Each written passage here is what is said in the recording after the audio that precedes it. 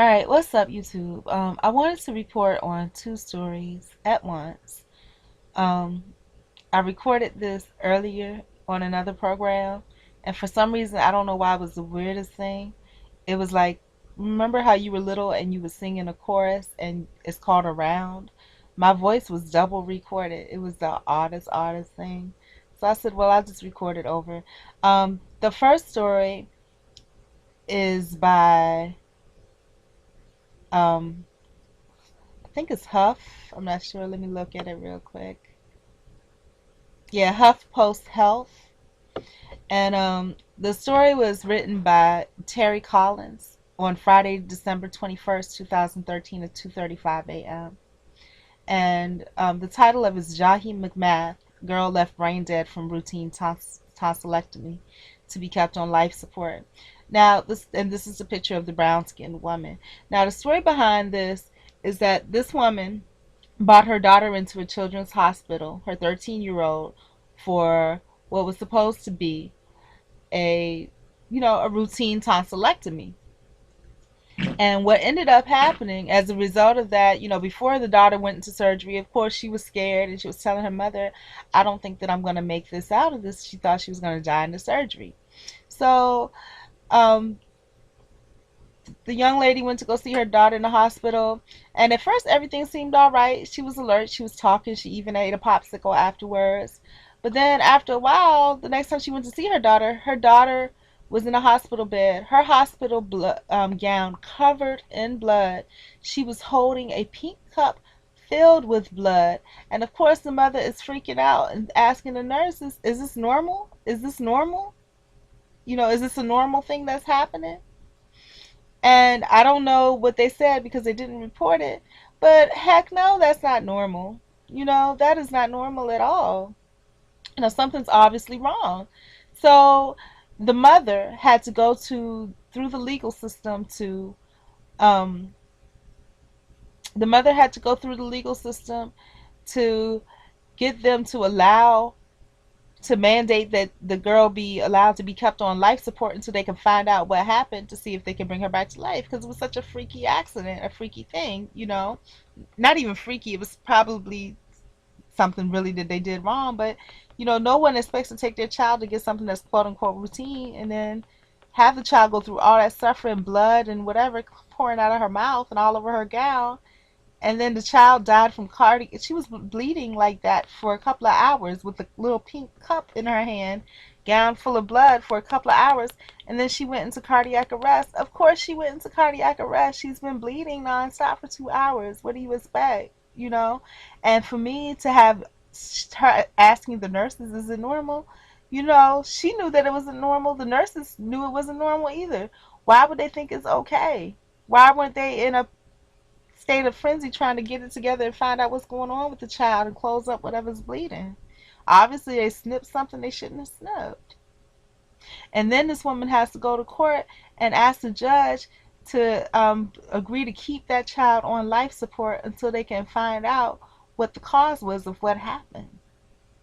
Okay, so she's going from one institution, one systematic institution of the medical system, that basically killed her daughter, because what happened is that they were taking her off of life support, but she had to fight to get her to stay on life support. The hospital said to her, "Oh, the hospital is not responsible for providing any care or any other type of interaction or intervention for dead persons." That's exactly what they told her about her 13-year-old child that she brought to them for a tonsillectomy. Okay, and then she goes to the other institution, the legal institution, to get them to keep her on life support at the place that almost killed her. Now, what's the chances? What's the chances that they're going to give her appropriate care? Because obviously, it doesn't take a rocket scientist or a PhD to know. Obviously, they did something wrong. Okay, and to have to go back to that same hospital who's telling her, "Oh, it's not our problem. Your child is dead. We're not responsible for the care or intervention of dead persons." Just like that. Terrible, just like that. And so, that's a horrible story. I had to stop reading it after a while.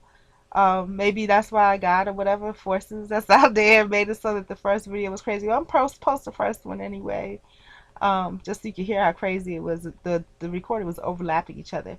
So that story is on the Huff Health, about Jahi McMath. Please check it out when you get a chance.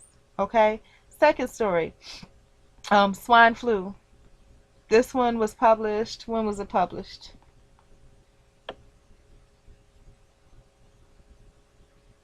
23rd, yesterday. Oh, today's Christmas Eve. Happy Christmas Eve, everybody, or whatever. And God bless everyone. And I have a story to tell y'all about that too. But anyways, this story is from World, thestar.com World. And actually, this is one of many stories that talk about, just the effects of vaccinations. Did a swine flu vaccine give this girl narcolepsy? Emily Olsen is plagued by hallucinations and nightmares. When she wakes up, she's often paralyzed, unable to breathe properly or call for help. During the day, she can barely stay awake. 14 years old. Um, and I don't know if it's the same girl, but read one story of a young woman, 14 years old too, that had taken the H1N1 vaccination, and she got narcolepsy, and she became suicidal. All this, she couldn't stay awake. I mean, just horrible, horrible story. So when you get a chance, check that out too. And this is all recent. These are only two of hundreds of stories that are actually reported, and probably two of thousands, maybe even millions of stories that are not reported. So y'all need to look at this, take a look. I'm gonna tell you this: these two stories are about young children. One happened to be brown, and I didn't do it on purpose. The other happened to be Caucasian, and these are children, that were left in the care of the system. And this is what these parents ended up with. This is what these children's lives turned up with. They didn't even have a chance. 13 and 14 years old. I didn't do that intentionally either. That just happened too. 13 and 14. Okay? One child, basically, I couldn't read the rest of the story, so I don't know if she made it or not, but y'all can check it out. Died in the hands of healthcare. The other one wanted to commit suicide. And this child, because of that vaccine, a perfectly healthy child, is probably, if she stays alive or whatever, she's gonna have to be on medication to stabilize that for the rest of her life.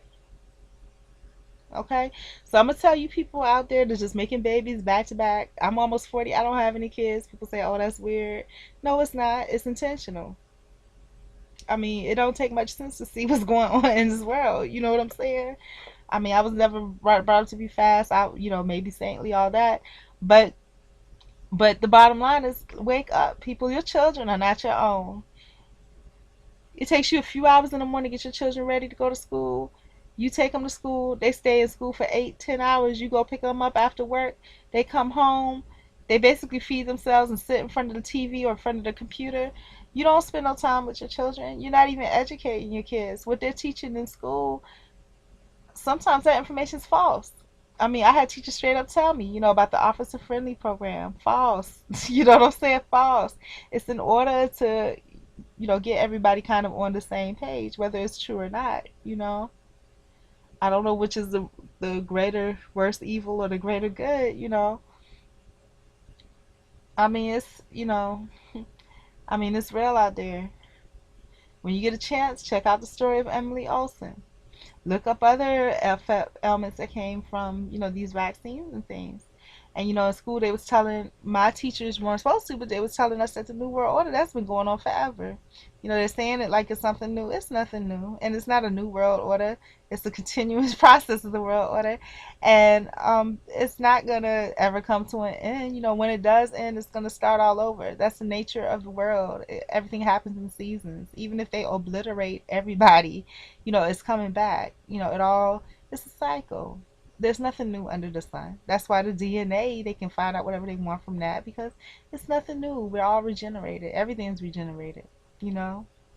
And what will be, will be. So there's no need to live in fear or anything like that. You just kind of, the most important thing out of life, I think, is to know yourself. Okay?